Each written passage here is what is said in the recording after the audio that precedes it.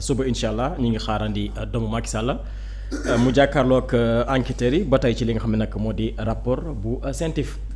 kañ la suba incha allah 7 mai. waaw suba la woon di. da nga fàtte loolu.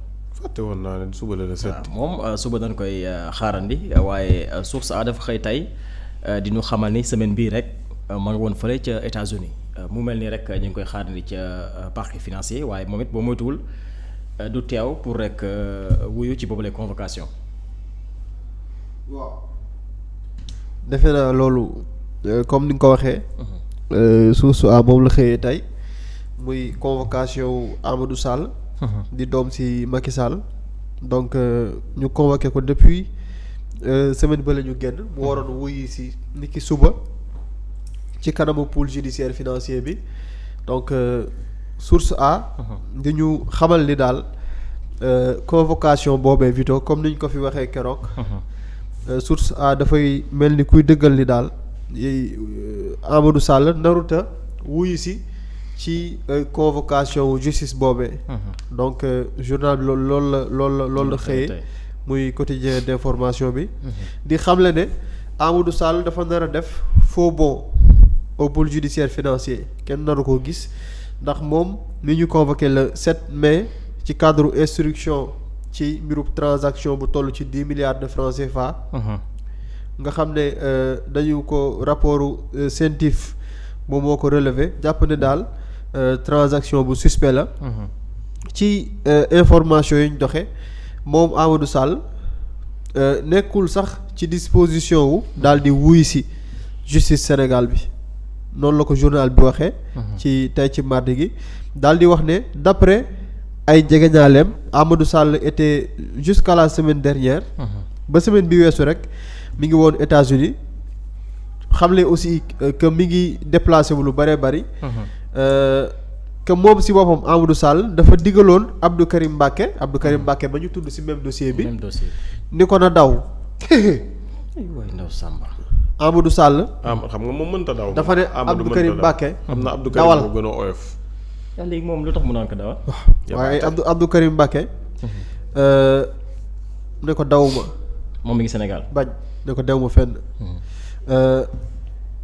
journal bi di suggérer parce que bu fekkee ne tey ñëwul wuyu si. lenn rek moo si mën a topp mooy un mandat d'arrêt international. ñu jàpp ne journal boobu di suggérer que mandat d'arrêt international mën naa bañ a am effet. lu tax source a di indiquer que moom Amadou Sall. dafa mel ni dafa déposé woon ab nationalité américaine. donc bu fekkee ne dafa déposé ab nationalité américaine et que ñëpp xam nañ ne États-Unis du ñu livrer seen ay ressortissants moom journal bi mu jàpp ne il est fort probable que convocation Amadou Sall bi mujj daal bañ a am lañ ca bëgg. donc loolu la journal Source A xamle par rapport à la convocation de Amadou Sall. mi nga xam ne war na ñibbisi wuy si yoon. ci convocation bi ñu ko convoqué suba léegi nag la sa des dafay dellu ci justice ñooy xool naka lañ koy gérer ak nu ñuy def ba régler boobule situation. donc je pense que info yu journal yi di am et parfois loolu la ñuy ignorer mooy acteurs yi nekk ci biir. dañuy bàyyi xel ci paramètres yooyu yëpp. paramètres yooyu yëpp dañ ci bàyyi xel kii ndax mi ngi fekk newu fi dëkk ba mu nekk xam nañ donc li ci des est-ce que de manière diplomatique. le Sénégal. mën nañoo fexe ba mën a jot ci moom pour lijjanti lu jëm ci boobule dossier. wala ab mandat d'arrêt international moom la ñuy mujj lancer ak fan la limite yi di am. ak lan yan possibilité le Sénégal mën a am par rapport ak loolu. ak est-ce que sax en réalité moom Amadou Sall am na nationalité américaine. donc loolu pour man lu ñu mën a toppaat la waaye daal bu ñu yemee rek ci li journal bi xamle. ca la mu gëstu ci ay jegeñaale Amadou Sall. mooy bu ñu xalaat seen pëndu Amadou Sall suba ci kanamu pôle judiciaire financier bi ngir mu ñëw wuyu si. ci boobule convocation. léegi nag la sa des xëy na dina ci xam dara après. gannaaw bu ñëwalee si convocation bi. justice bi moom it dina xool ban plan wala ban stratégie. lay mujj tegaat moo xam mandat d'arrêt international lay doon wala lu mën a doon. alors Vito. est-ce que ñoom suba c'est obligatoire. Ah bien sûr. Parce que ñu ngi may wax en matière pénale. Sauf criminel. La présence ou la réponse à une convocation n'est pas obligatoire sur toutes les étapes de la procédure. Du début de l'enquête préliminaire en passant au cabinet d'instruction jusqu'au jugement, la présence du prévenu n'est pas obligatoire. Loolu la ñu wax. bu ko neexee bañ a ñëw. waaw c'est ça ñu ne la présence ou en matière pénale. Sauf criminel, la présence ou la réponse à une convocation n'est pas obligatoire sur toutes les étapes de la procédure. Du début de l'enquête préliminaire en passant au cabinet d'instruction jusqu'au jugement, la présence du prévenu n'est pas obligatoire. Très bien. xam naa lii nga gën ci yaatal. Pour qui? Pour bu Thioune ñëwee. Après je lui ai posé la question à savoir mais pour demain. Est-ce que c'est obligatoire qu'il vienne répondre? Mu ne ma non. Vito, à moins que le juge d'instruction choisit de lui décerner un mandat d'arrêt. C'est-à-dire si le juge décerné woon na ko benn mandat d'arrêt, ça serait forcément lay ñëw wuy si. Mais bon à cette étape xam naa peut-être nga wax ci ak kookoy di Thioune le soir moom dina wax si Amadou est tenu à venir répondre demain. Voilà, si il a vraiment le droit de ne pas venir répondre à la convocation, mais l'essentiel. Man bu ñu doon wax ci principe donc. ñoom ñii di ñoom Amadou ak baayam. ak ndeyam di Mariam dafa am lu ñu jàngal. waaw ñu ne mu ne par contre s'il y a condamnation définitive. Le mandat d'amener est obligatoire. mooy bu ko condamné mu nekk contumace. Par contre s'il y a condamnation définitive le mandat d'amener est obligatoire pour qu'il soit placé sous mandat de dépôt. Pour purger sa peine. Oui. C'est-à-dire daal selon li ma wax après sous réserve de l'émission avec Thioune. li ma ne fii yëfi toll nii Amadou n'est pas tenu à venir répondre obligatoirement. Oui, mais fii on parle de convocation. Convocation waaw loolu la convocation fu mu am moom. ñàkk see wuyu dafay poser problème. waaw loolu la wax mu ne la présence ou la réponse à une convocation. Oui. N'est pas obligatoire sur toutes les étapes de la procédure. yaa ngi dégg en matière pénale sauf criminel. En matière pénale. La présence ou la réponse à une convocation n'est pas obligatoire sur toutes les étapes de la procédure. kon maanaam suba man suñu ma convoqué mën naa bañ a def. waaw je sais pas moi. waaw bàyyil ba Thioune bu ñëwee si mu ne par contre. S'il y a condamnation définitive, le mandat d'amener est obligatoire pour qu'il soit placé sous mandat de dépôt pour purger sa peine. Le contumace est prononcé qu'en matière criminelle. C'est-à-dire bof. mais mandat d'amener xoolal ci même dossier bi. dañoo woo maanaam je pense que Farba Ngom dañu ne woon. convoqué damay fàtte terme bi. dañ ko convoqué mu ñëw. mandat de comparution bi mu jëlee ci mandat de comparution. Et pour le même dossier. Oui. C'est-à-dire il y a pas de différence entre la ñuy toppee. Farba Amadou c'est-à-dire c'est le même dossier. Même si xëy na ci chef d'inculpation yi dina am yu tegu ci kaw kii te du tegu ci kaw kële. Mais pour loolu moom dañ ko defal mandat de comparution c'est-à-dire. force da ngay wuyu si. soo wuyu siwul dañ lay jëlee ci saa si. Donc dina poser problème Amadou mën a am possibilité wu. bañ a wuyu si boobule convocation. Donc.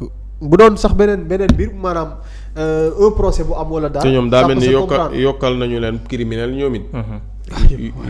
yokkal nañu leen association xawma lan. de bande de criminel yokkal nañu leen bande de criminel xawma lan. convocation moom je pense que faaw nga wuy si léegi nag boo wuy see convocation ba ngeen war a jëm si procès. am na yenn étapes yoo xam ne mën nga see bañ a teew c'est ce qu'il voulait expliquer nee na en cas de refus voilà de déférer à une convocation. Voilà. La justice continue jusqu'à la condamnation définitive. Voilà. C'est-à-dire que Amadou ñëw ak. mu ñàkk ñëw. procédure day continuer ba mën nañoo def procès ba mën nañoo def procès ba juger ba def lépp. waaw mu ne pour moomu. waaw pour moomu. waaw waaw mais l'essentiel daal mooy. Alaaji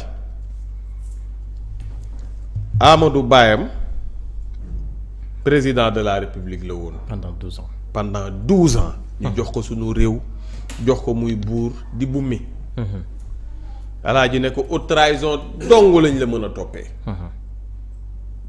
Alaaji en principe Amadou waaye yow man daal man politique gu Sénégal comprendre ma ko.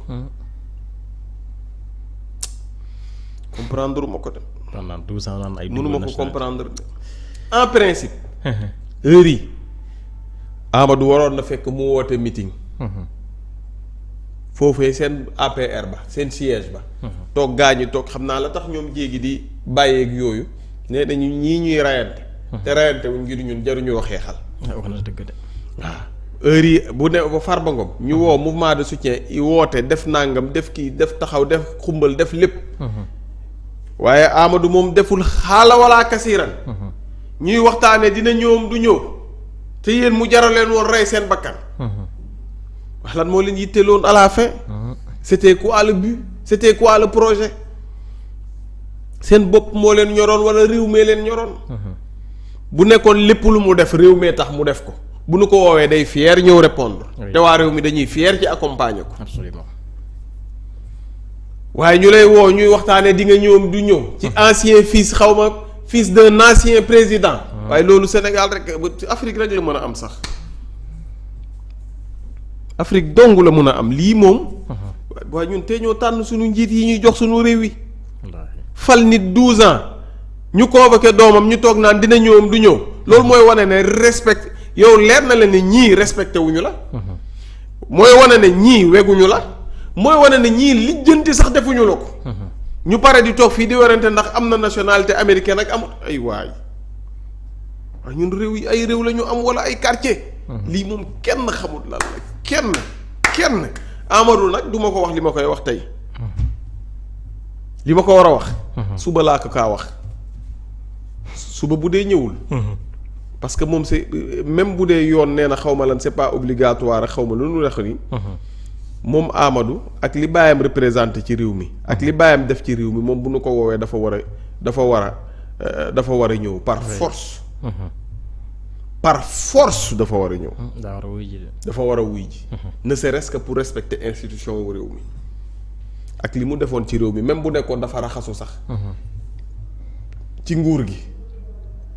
waa à la rigueur. mais Amadou wane na ne moom loxoom moom duggaloon na ko ba ca ñambaxtaan la.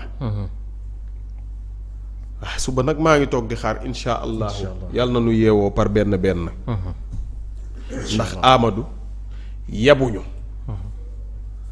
Amadou yabuñu kii moom bu ñëwut suba. waaw mais xanaa ñu waaw bu ñëwut suba Abdou Mbow dina jàkkaarloog ñun dinu xas tamit di yuuxu suñu kaw. te bokk voilà ñu dem ba suba. alors non ñii nañu julli ñaan def lépp pour Amadou ñëw. ndax ñii moom bu ñëwul moom dissoudre APR moom war na nag. nanu waxante dëgg. bu ñëwul de wala moom moo koy. bu ñëwul tooñ la de. mais nanu waxante dëgg. bu ñëwul tooñ la de. bu ñëwul tooñ la tooñ wu rëy sax. nan nga xaar xëy na. tooñ wu rëy la. suba incha allah yàggatul. alors Gaye ba tey ci mbirum rapport mu ne la peine est toujours plus lourde. si le prévenu ne vient pas ou ne répond pas aux convocations. déjà loolu délai la. maanaam Amadou bu ñëwul. bu ñu ko naroon a tëj 1 an. dinañ ko tëj 10 ans. waaw na fexe ba ñëw suba nag. déjà loolu rek délai la. non yabaatewul sax waaye Amadou yabuñu tamit nag nañ waxante dëgg. Amadou waaye ñun dañoo ñàkk fayda wala ñun nit ñi dañuy xool comme ay carton wala ñun est-ce que ñun ñi ñuy jiite ñun teg nañ ne ñun ay nit lañu. bu ñëwul de. non ñi ñuy jiite ñun yaakaaruñ ne ay nit lañu. ñu ne mu ne il sera condamné. pour les faits incriminés et entrave à la justice. oui entrave à la justice mooy ñàkk a ñëw wuy si bi. mais. beneen mbir la encore. mais ñii est-ce que ñii yabuñu waaye booy Amadou yabuñu. doxalal suba incha allah yàgg waaw ñun ñi ñuy jiite man est-ce que yaakaaruñu ne ñun ay leneen lañ ñun duñu ay nit. waaw ñàkk ñoo yaakaar ay nit mooy loolu mooy amuñu ndox mu ñu naan nga tabaxal ñu stade mais courant bi doyul nga tabaxal ñu leneen. yàlla baax na Gaye ba tey ci rapport bu CENTIF na ñuy desandi ak beneen dossier bu enquêteurs yi di